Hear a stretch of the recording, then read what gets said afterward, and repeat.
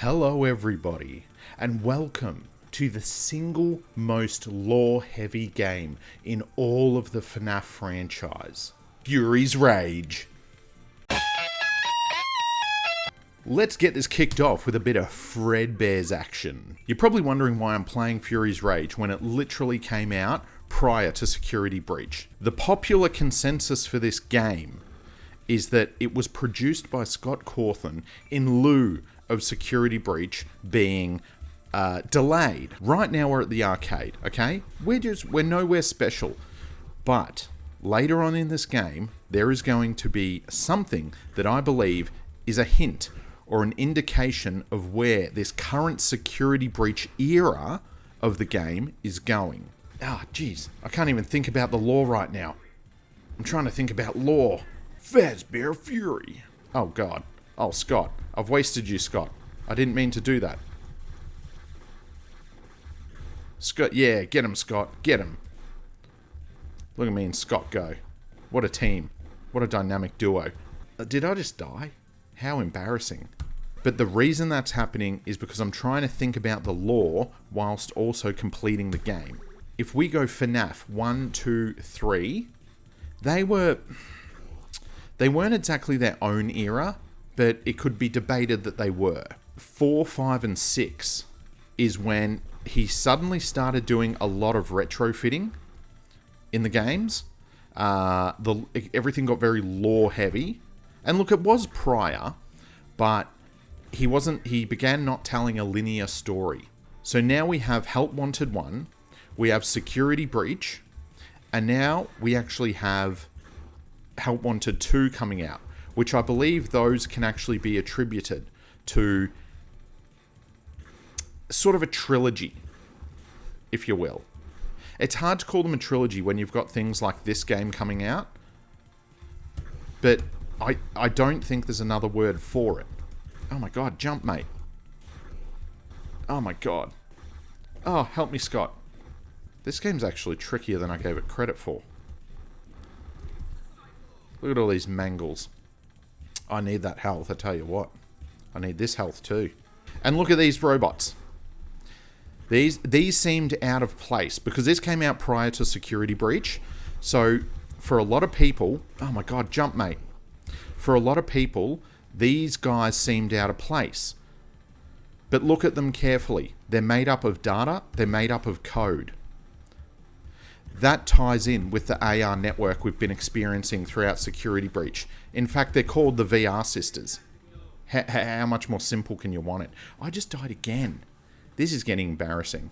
We're going to go in as Monty Gator. We may not be as fast, but we're going to see what he has to offer.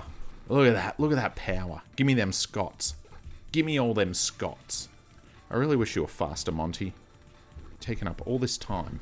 Nobody's quite as good as me at this. Actually, I'm terrible at it, I'll be honest with you. Oh, here we go. Look, I'm saving all my Scots. Oh, look at me save the Scots. I've got 4 Scots up my sleeve. Oh, so many Scots. Here we go. VR sister time. There we go. There we go. Now, I'm going to use Scott because I want to discuss, as I said before, the VR sisters. Everybody thought they were kind of out of place. We didn't really know where they were coming from. But it all makes sense now. When you combine it with Help Wanted, it all makes sense, doesn't it? And last VR sister did.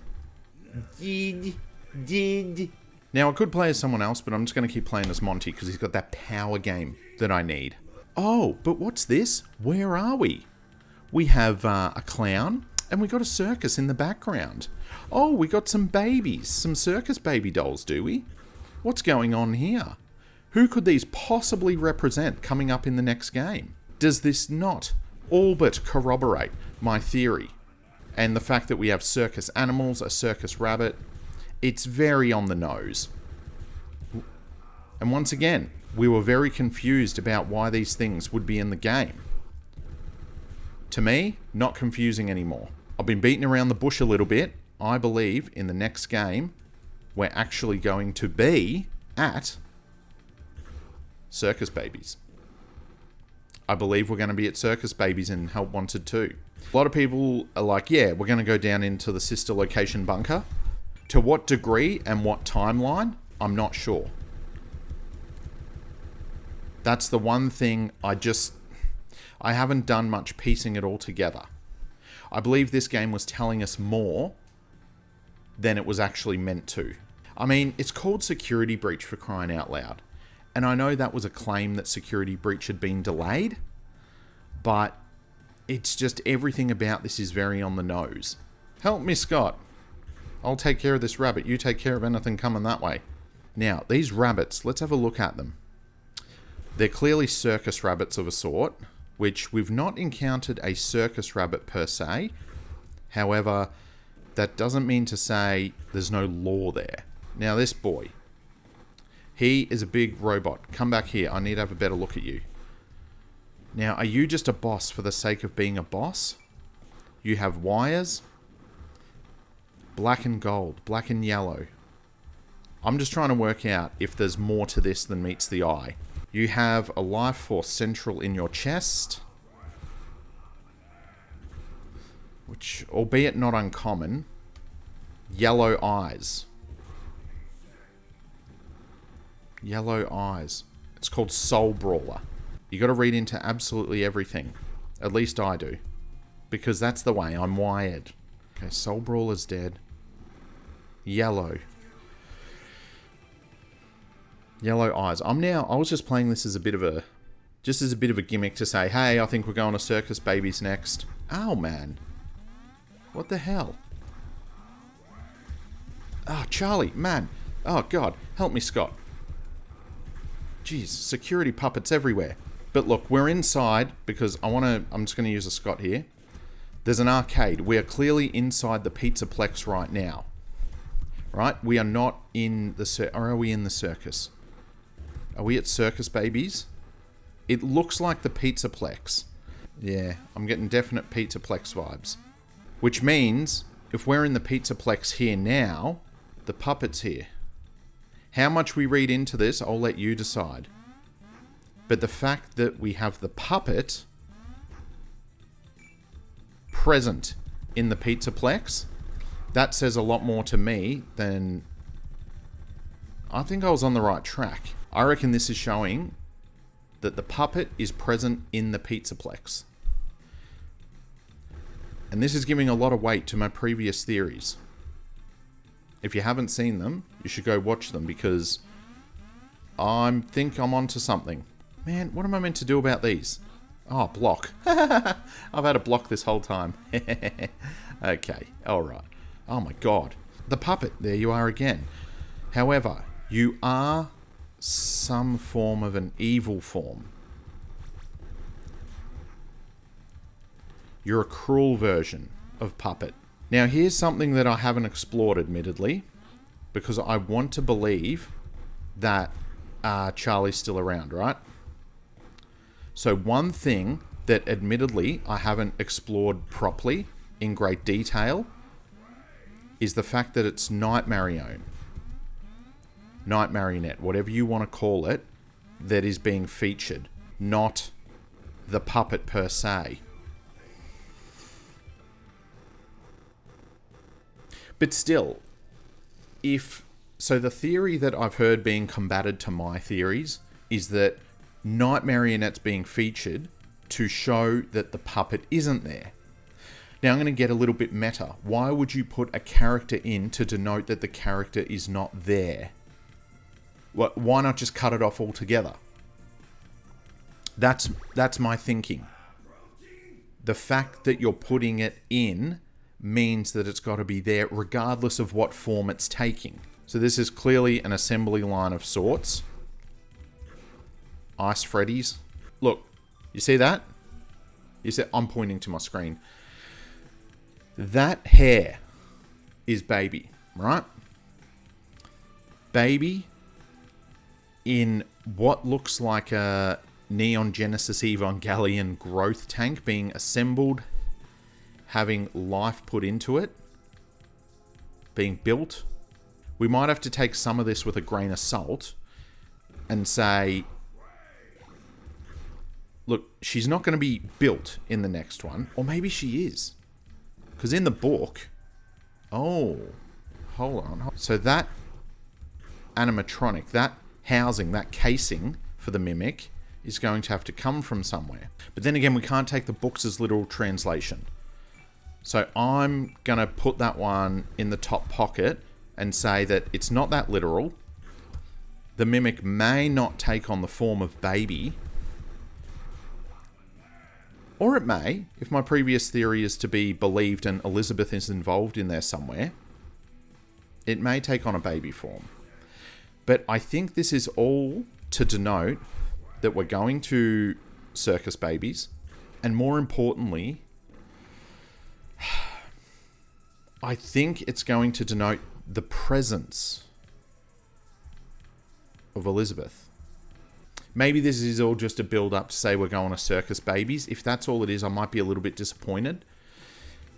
But there's too much, there's just too much involvement of Charlie and Elizabeth to not, from a storytelling point of view, not take advantage of it.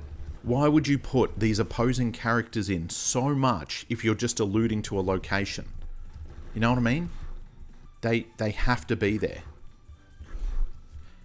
They have to be in Help Wanted too. There's got to be a baby torso down there that the mimic gets involved in and is being influenced by Elizabeth in some fashion. Now, here's something for you. In the books, Edwin, who is the parallel to... and here's Vanny. So that was just... That might have just been the illusion that Vanny's obviously in the game, the AR mask and blah, blah, blah. So that's fine. We don't have to discuss this lore too much because we all know what's going on there. Ow! Man! Oh, what was I saying? I lost my train of thought now. I said something about in the books. Now I've lost my train of thought. Get back here, Vanessa. Knife. Edwin was stabbed in the books by an animatronic.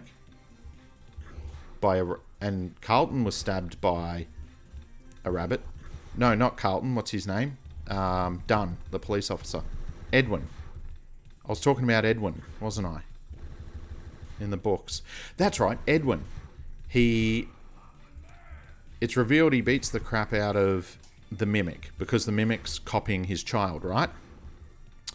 What if in this universe's parallel, whether it be Henry or Vanessa, or whether it be Henry or William or whoever, what if the parallel is that it's not that a direct, clean crossover, as they normally aren't?